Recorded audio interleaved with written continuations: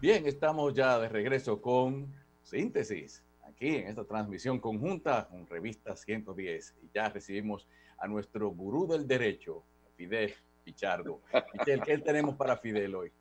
Bueno, pedimos un bateador designado y le pedimos a Fidel que con estos cambios de fechas, ya que él acostumbra los miércoles a participar con el doctor Sierra en Derecho y Justicia dentro del programa Síntesis, hoy se dio un acontecimiento que yo creo que podemos iniciar por ahí, que es la modificación de la fecha de las elecciones. Se puso de acuerdo todo el mundo y una cosa que no se ha suspendido, porque la pasada se suspendió luego de que ocurrió, que fue la de febrero, ¿verdad? Esta no se ha suspendido, no tiene fecha del coronavirus, pero ya hay aspectos constitucionales que hay que respetar, como los el 16 de agosto, pero el caso de la fecha ya se modificó para el 5 de julio y para el 26. Considera el doctor Pichardo que habría que modificar en el Congreso Nacional la fecha de estas elecciones a través de una modificación en la Constitución? Señores, buenos días. Lo del gurú, eso es una chanza de Alonso. De Calvo Alonso. Yo... Por lo menos tú eres gurú aquí.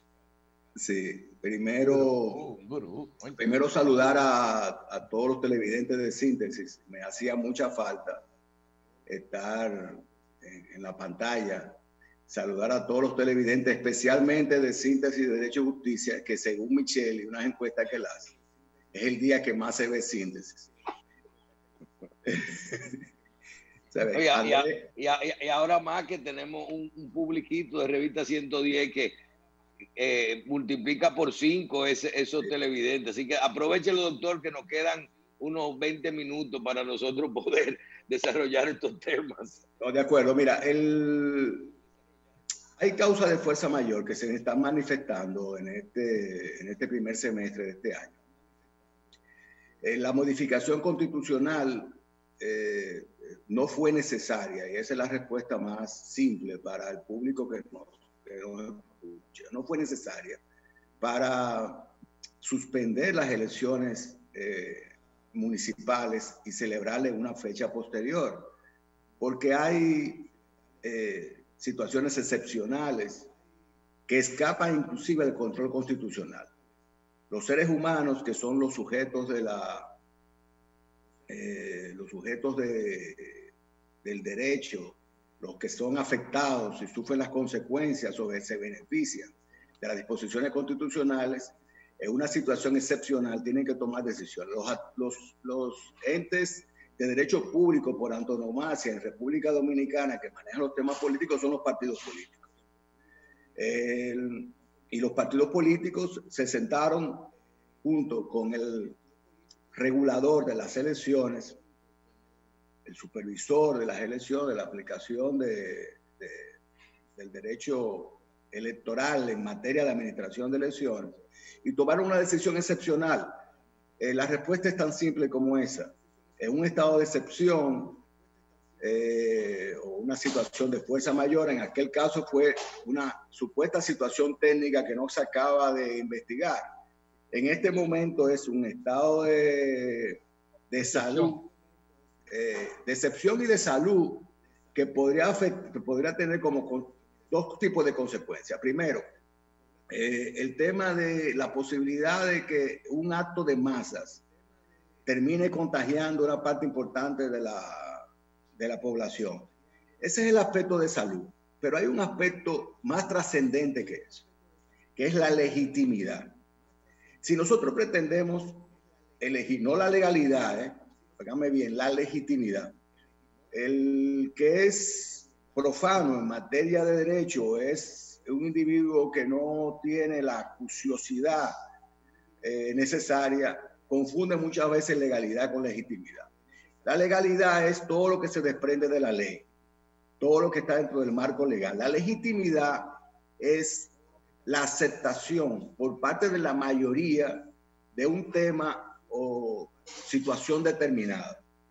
Lo que se busca en unas elecciones tan importantes como las congresuales y presidenciales que están por venir es la legitimidad. O sea, que la mayoría del pueblo dominicano determine quién quiere el pueblo que los dirija durante los próximos 4 años. Entonces, no valdría la pena la celebración de elecciones en un momento no solamente donde la salud puede ser afectada, sino donde la legitimidad puede ser afectada. Yo no recuerdo, quizá Andrés me puede ayudar en esto, Marcela, Alonso y tú, la abstención regular de las elecciones congresuales y presidenciales, en este caso las presidenciales, porque creo que es la primera vez que hace mucho tiempo que se celebran juntas ahora, pero la abstención regular debe estar en un 30 a 35%, no lo sé, no lo recuerdo así de memoria. Pero imagínate tú, en un estado en este estado excepcional, todas las personas que definitivamente no van a votar, no saldrían a votar por el temor, aunque lo ordene quien lo ordene, por el temor a ser contagiado. Yo soy un individuo que a mí no me importa si movían o no las elecciones.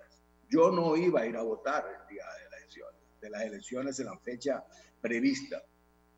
¿Por qué? Porque yo tengo un bien mayor que proteger, que es la salud, la vida. No solamente mi vida, porque es un tema de responsabilidad social, es la vida, la mía y de mi familia.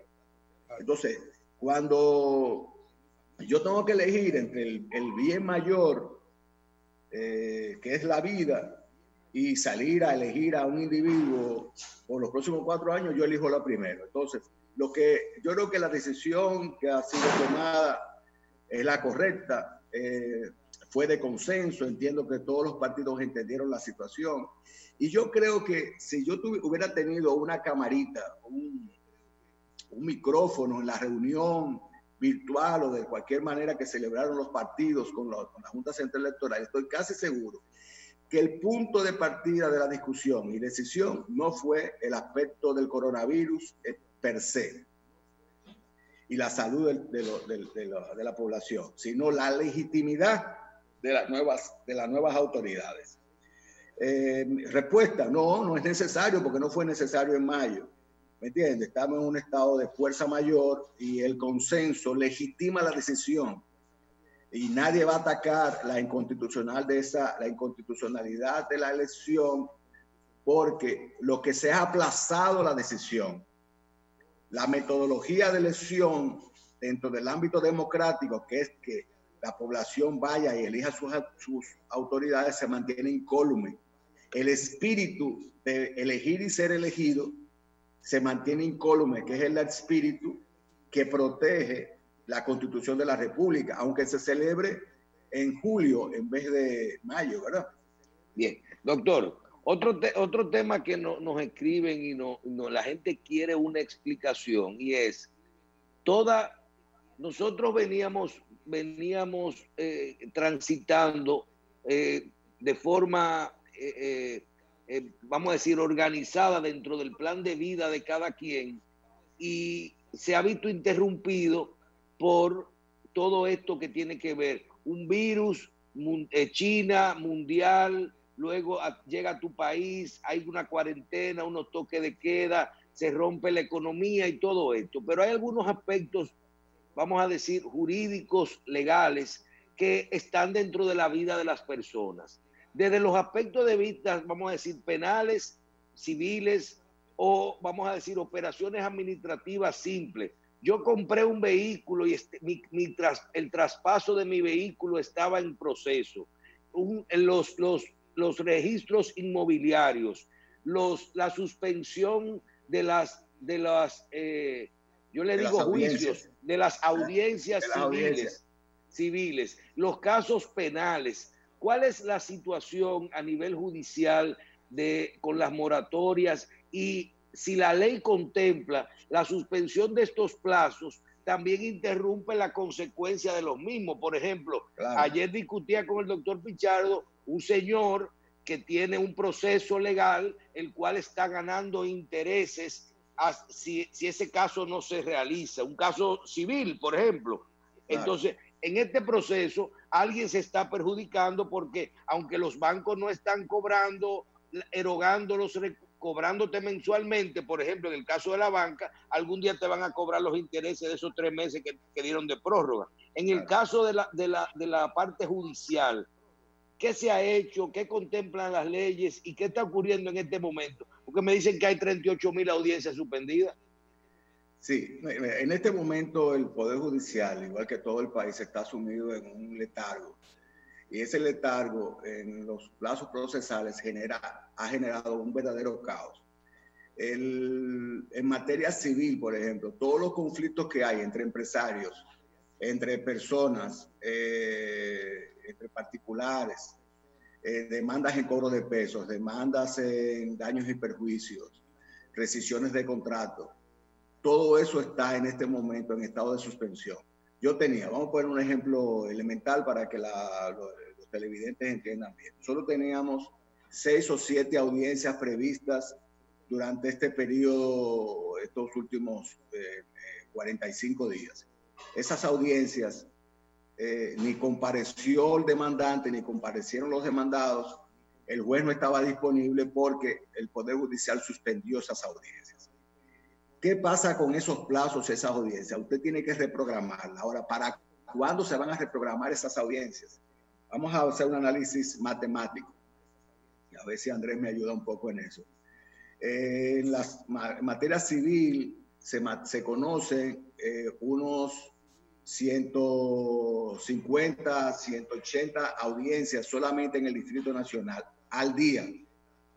A la semana de 5 días se supone que son unos 150, 180 por 5, un poquito menos de 1.000 audiencias, unas 4.000 audiencias mensuales.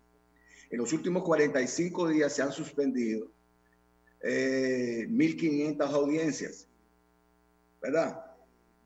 Eso es más o menos un 38%, eso es 38% aproximadamente. Claro, esas audiencias tienen que ser reprogramadas. Quiere decir que cuando podamos ir al tribunal a fijar nuevamente esas audiencias, nos van a meter esas audiencias para octubre o noviembre de este año. Y todo aquel que esté esperando la solución de un proceso judicial para sobrevivir va a tener que buscar un plan B, porque si su vida comercial o su situación económica dependía de la solución de esa litis judicial, debe buscar un plan B porque no va a haber solución judicial hasta final de año o principio de año. El Poder Judicial dictó una resolución, 2 resoluciones realmente, una donde suspendía todas las audiencias y todos los plazos procesales, y una segunda resolución que prorrogó esa suspensión hasta 3 días después del vencimiento de la declaratoria de emergencia. Como la declaratoria de emergencia se prorrogó por creo que 15, 17 días más, no lo sé, usted me corrige. 17 días. Sí, eso va a ser hasta principio de mayo, ¿verdad? Ajá, 30 de abril, principio de mayo. Quiere decir que no se va a abrir los tribunales, entre comillas, hasta 3 días después del vencimiento, o sea, hasta 4 o 5 de mayo. Abrir los aspectos administrativos va a implicar que a usted tiene que esperar el 5 de mayo, no para celebrar audiencias, sino para fijar todas esas audiencias suspendidas y ponerlas para fin de año. Las únicas audiencias, Michelle, que se están conociendo de forma virtual por esta maravilla que se llama Zoom, de uso frecuente ahora de todos los dominicanos, yo la conozco hace muchísimo tiempo, este sistema, porque yo me mantengo al día en todo este tipo de tecnología, ¿verdad, Marcela?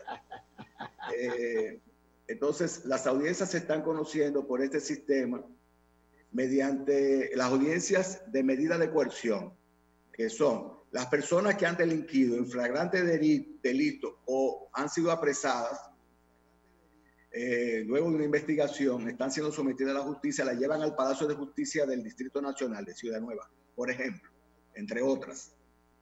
¿Verdad? Ese individuo no se puede quedar para siempre durante el estado de emergencia en esta situación. ¿verdad? Ni por la suspensión de las audiencias, porque él tiene un derecho constitucional, ¿verdad? Sí. Que es el derecho al libre tránsito a la libertad. Entonces usted no puede conculcarle... Perdón, y los plazos, también los plazos. Claro, usted no puede conculcarle ese derecho por más de 48 horas sin una orden de autoridad judicial competente, si un juez no lo ordena. Entonces esa audiencia es improrrogable, porque si no, usted tiene que un verdadero delincuente tiene libertad, se va a beneficiar de esa ventana constitucional y hay que liberarlo a pesar de que sea un delincuente para que siga delinquiendo. Entonces, eso no se podía suspender en su totalidad. ¿Qué dispuso la Suprema Corte de Justicia? Que el juez tenga este sistema Zoom, un abogado defensor, el mismo sistema, y el Ministerio Público, y se conozca la audiencia virtual, para que el juez dicte una decisión igualmente virtual, ¿verdad? Virtual en ese momento, ¿verdad?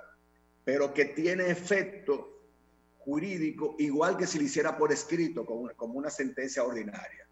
Es una decisión in voce, oral, pero esa decisión oral es de ejecución inmediata en materia de medida de coerción.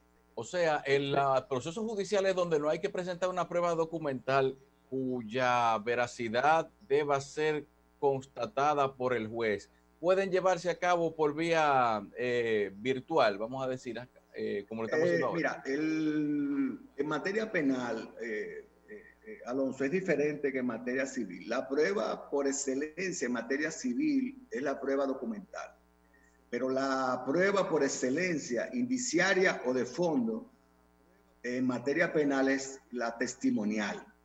Lo que otro individuo, por sus sentidos, sus ojos, sus oídos, pudo percibir de un hecho delictual determinado.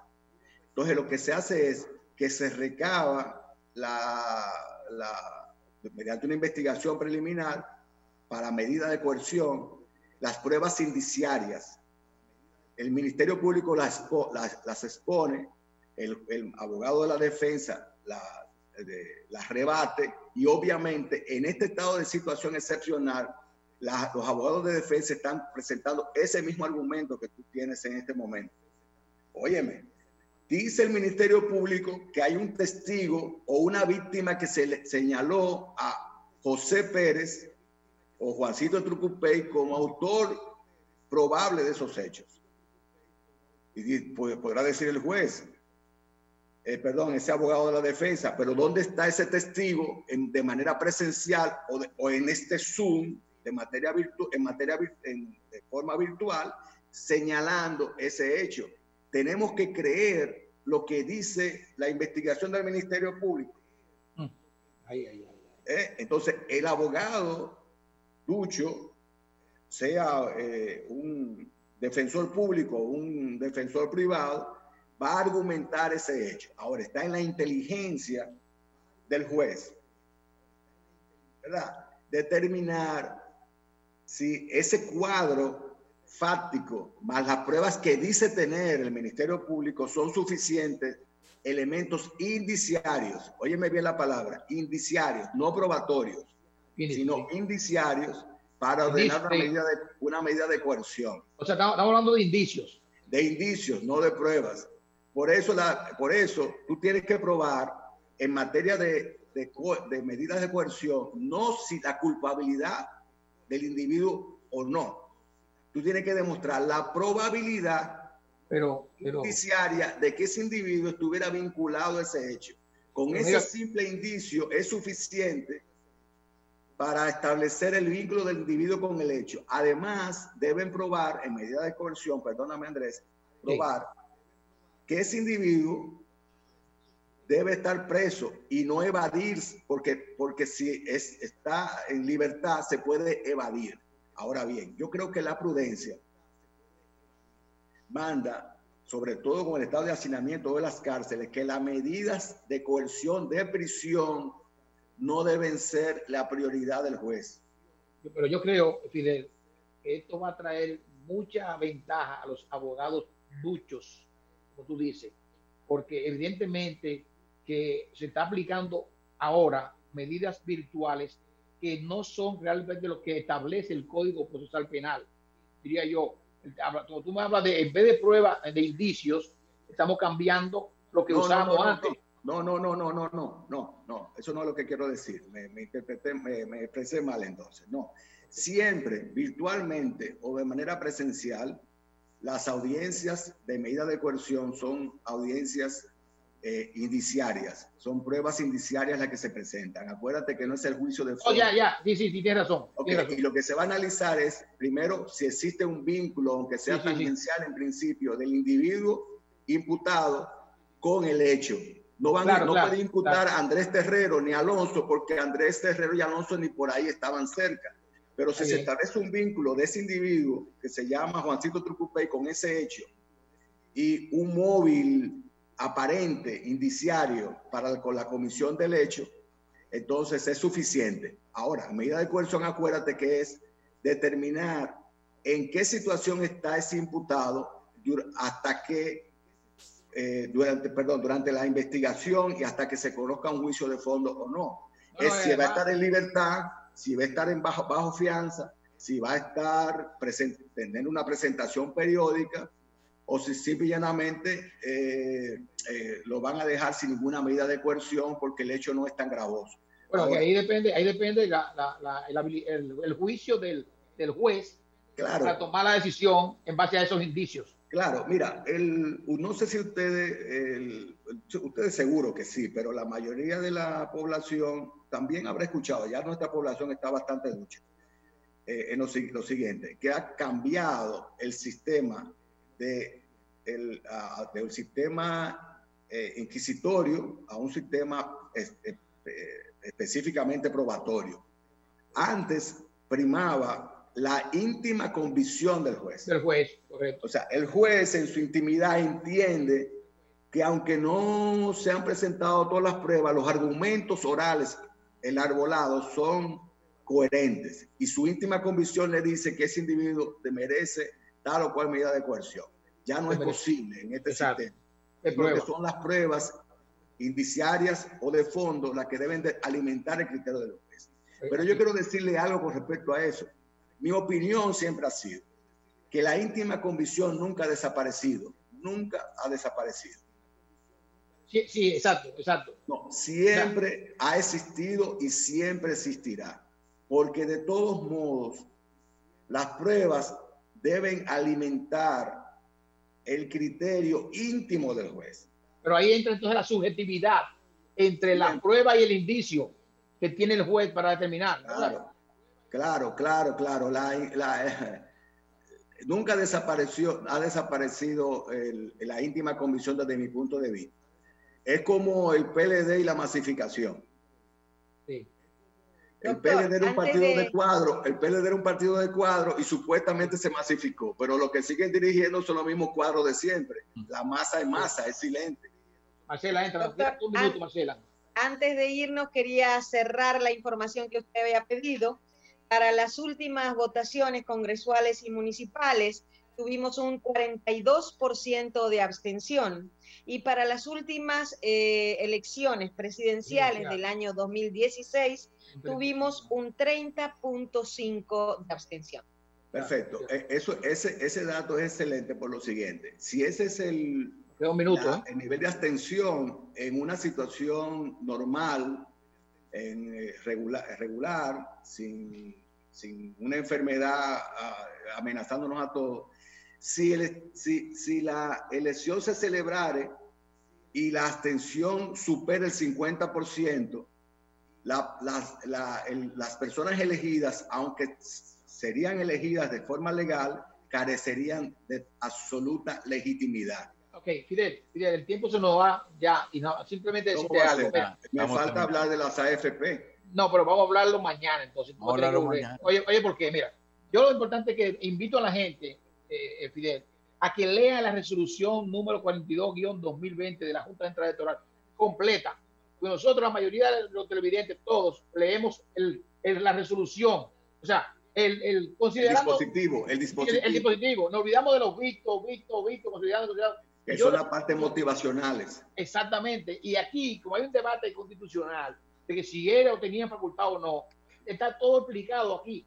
En un momento de excepción, no se puede modificar la Constitución. Lo dice precisamente ahí una ley, la Constitución misma. Pero esto lo podemos discutir mañana, porque vale la pena hablar de estos temas.